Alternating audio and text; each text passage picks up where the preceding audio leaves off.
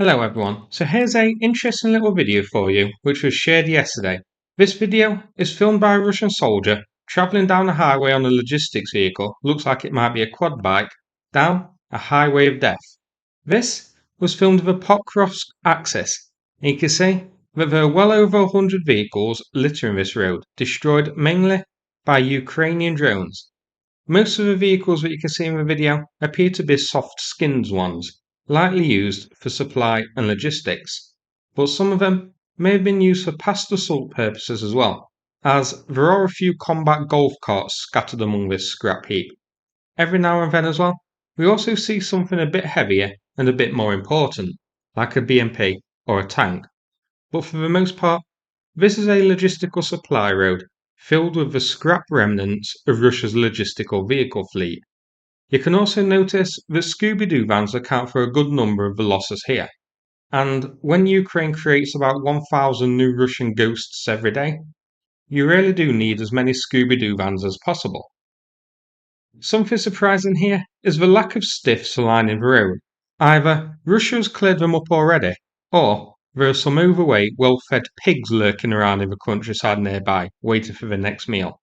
The Russian version of Babe is rated 18.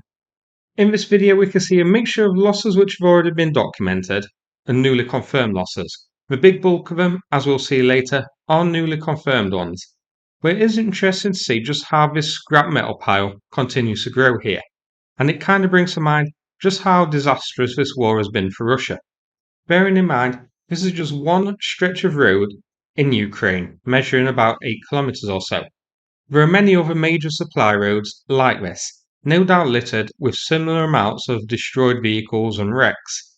And indeed, this isn't the first road of death that I've looked at in videos on my channel. Just looking at my own videos in the past, I've covered roads like this, littered with wrecks in areas such as Kursk. Indeed, I have actually covered this one before, back in January, which gives some idea of how many vehicles have been destroyed this year. I'm going to get that one later and compare it to today's video so you can see how many it has increased. Most of these losses, I imagine, are as a result of FPV drones. They seem to be the go-to choice of weapon for attacking Russia's logistics line. Other areas where I've covered similar roads of death are up in Kursk, Marinka, Kurakova, and more. So Russia's logistics are being hit hard and continue to be hit hard. This one is on the Pokrovsk axis as mentioned. This is one of the key areas in the war at the moment, with Russia pushing hard to capture the settlement.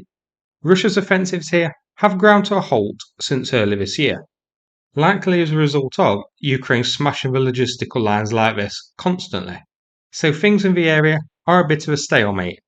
I measure the road as mentioned at roughly 8 kilometers long, give or take. There could even be more wrecks further along the road behind him before I started recording.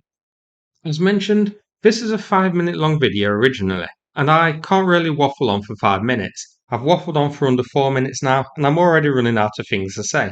The video kind of speaks for itself. It's a supply road absolutely full of Russian vehicle wrecks, so I have sped it up a bit to get it over with a bit quicker, so you can move on to the key point, which is the geolocation and where exactly this road is. So the geolocation for this one was done by both Moklason on Twitter and Cyber Baroshno, as well as Andrew Perpetua doing it in a bit more depth. Here's a handful of coordinates, not every one of course, leading from a settlement called Pustynka towards Novopustynka and through a settlement called Zhovte. I'll check where this is on Deep States soon. Now here, Andrew Perpetua's own work. He starts his road of death here, doing an exact road just west of Zhovte and ends at Novopustynka. So the first 2 minutes of this video from Pustynka to Zhovte aren't included in his tally. He counted a massive 129 destroyed vehicles along that stretch of road. Then we have dozens more of course on the road before Zhovte. So we're looking at maybe 160 vehicles destroyed along one 8-kilometer stretch of road here. This is a key area as mentioned, so not every supply road is going to look as bad as this for Russia. But as we've seen in past videos, many of the major ones will. So Russia's losses are absolutely huge. Early this year, in January actually, I covered this same road. 35 wrecks were seen then. Now, along the same stretch of road, we have 129. So almost 100 new wrecks have been added since the end of January until now, July. And of course, that number doesn't include ones which were hit and damaged by drones, but not destroyed, and so were towed away. Also, in truth, the road of no return likely extends further.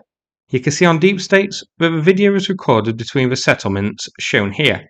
So, no doubt the road heading towards the front lines from here to, say, Pustynka to the north and Pustynka and Novopustynka to the west also have the main supply roads from there, looking just like this, littered with wrecks of soft-skinned utility vehicles and the like.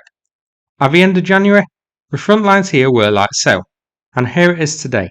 So Russia has made no notable gains towards Pokrovsk since then, but they have had a bit of success to the south, advancing west.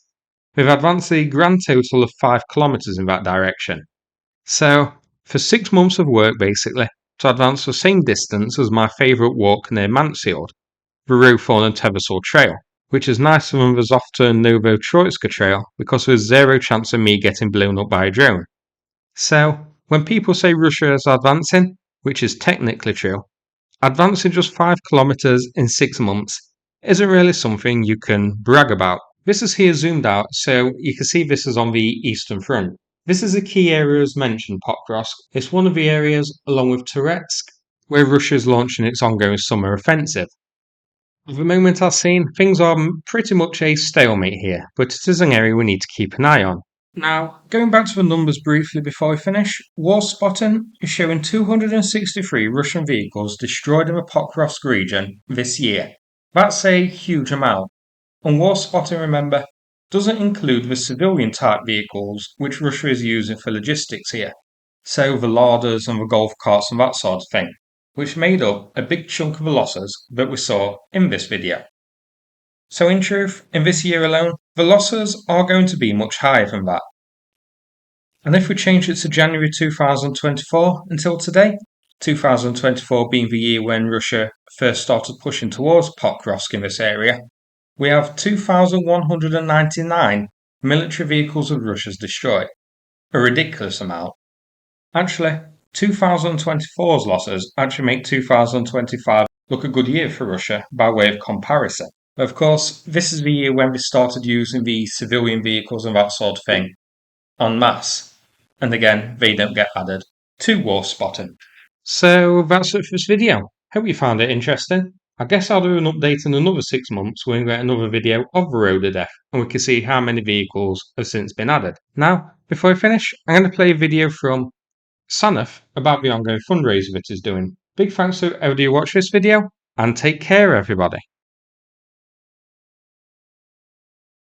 Well, hello Superminers community, it's Sanath here coming to you from the basement, otherwise known as the bunker.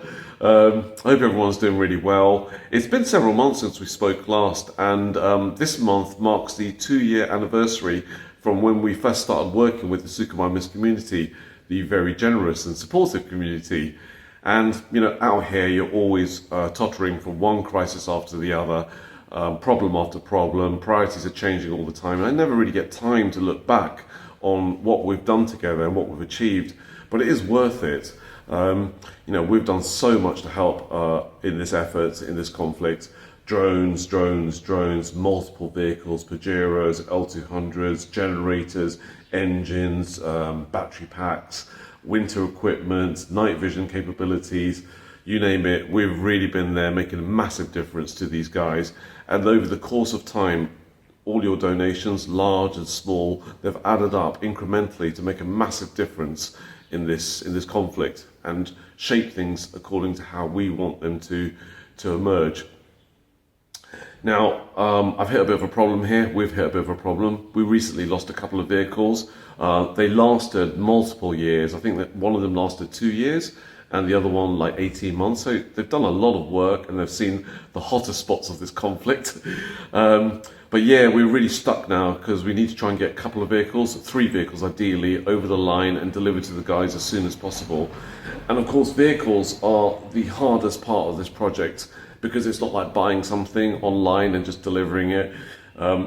Anything that can go wrong will go wrong with vehicles. On top of that, They have a 1,000-mile journey from the west of Europe to Ukraine. And we don't supply our vehicles just in standard format. We strip out the engine, normally install the BMW engine, strip out all the electronics, all those nasty things that can go wrong and become really unreliable without any warning whatsoever, and leaves you like a sitting duck. So yeah, that's the work we do. And but of course, all our work is underpinned by a budget, a foundation, which is the generous donations that you provide. So with your support, we'll continue this fight and yeah, bring this to a very satisfactory conclusion. Take care, everyone.